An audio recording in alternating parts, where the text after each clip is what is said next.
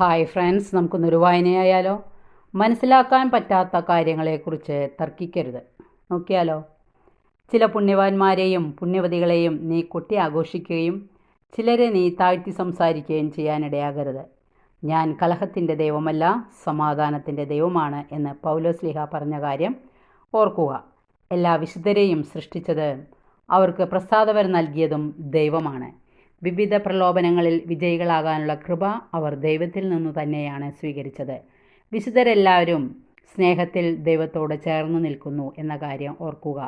വിശുദ്ധരാരും അവരുടെ യോഗ്യതയെക്കുറിച്ചല്ല ചിന്തിക്കുന്നത്. അവരെ യാതൊന്നിനും ദൈവത്തിൻ്റെ സ്നേഹത്തിൽ നിന്ന് അകറ്റാൻ പറ്റുകയില്ല. പുണ്യവാന്മാരുടെ വിശുദ്ധിയുടെ ഏറ്റക്കുറച്ചിലുകളെക്കുറിച്ച് നീ തർക്കിക്കുന്നതിനേക്കാൾ ദൈവത്തിനിഷ്ടം നീ നിൻ്റെ പാപത്തെക്കുറിച്ച് പശ്ചാത്തപിക്കുന്നതാണ്. ദൈവവചനം കേൾക്കുന്ന എല്ലാവരെയും ദൈവം സമൃദ്ധമായി അനുഗ്രഹിക്കട്ടെ.